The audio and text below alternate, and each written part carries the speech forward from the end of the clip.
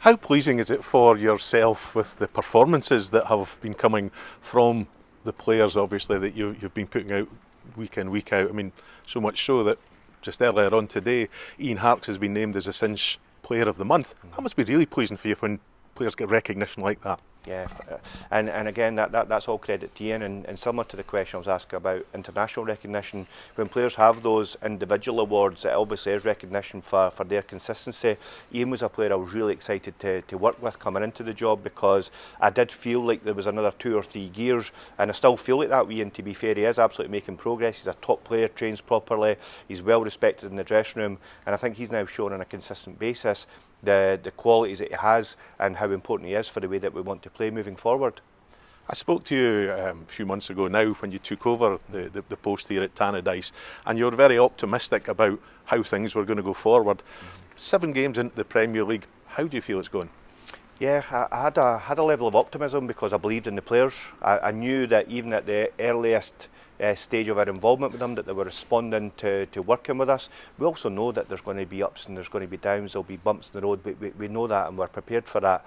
But at this moment in time, I'd say we're content. We're on the right track. We've had some good performances and results over the last couple of weeks, but the next game comes around, it's against a tough competitor, and this is a huge 3 points for me. I'm really motivated for Saturday, and I think the 3 points, if we can get them, really catapults us into the international break and beyond after that. I think it's a really significant game on Saturday.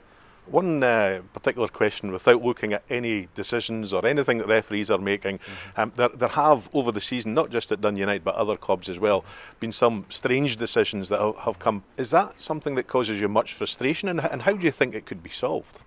Yeah, I mean, it is frustrating, and again, I always like to maintain good relations with officials. I'm not really somebody that tries to influence or cause them too much angst from the side of the pitch. I like to speak to them as, you know, mature adults, and when these decisions do go against you, particularly at tough venues, you know, you put so much into the game plan, you know that you're relying on defining moments being, you know, positive defining moments, and to not get big decisions, and even link back to the quarter-final last week, it was decisions that really kind of swung the momentum away from us. So I think you've just got to trust that the referees are reflecting, they're evaluating their own performances, and they're trying to put, you know, measures in place like what we would do if we were to get beat. You know, as a team, you go away, you reflect, you want to get better, and you've just got to put down honest mistakes, but they are frustrating, no doubt. You're coming up against Malky Mackay this weekend when Race Rovers come to Tannadice. Is he a person you've had much dealings with in the past? No. I've obviously admired some of the work that he did as a performance director with SFA. He stepped in as interim, you know, head coach for the national team. So naturally, he's a guy that you're aware of.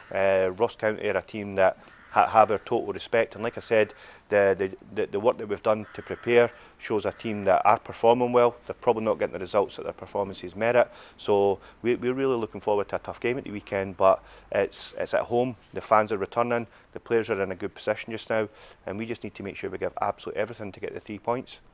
Looking at the start of the season when things were kicking off, you probably set out yourself some targets, and amongst that maybe playing in the derby, maybe playing in front of 40,000 fans at Celtic Park.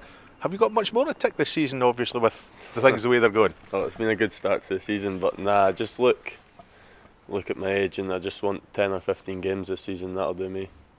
And where do you see yourself 12 months from now within the organisation here at Dundee United? Just maybe a player that's going to play every week for the club and just give the club everything. Yeah.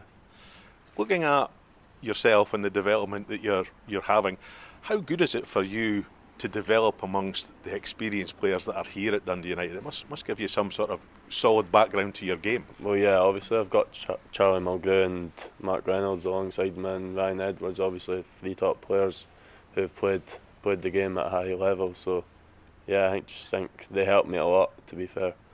And you've managed to take everything so far that's been thrown on you with comparative ease, obviously, as you've gone through it. Is there anything that's worrying you at all for this season?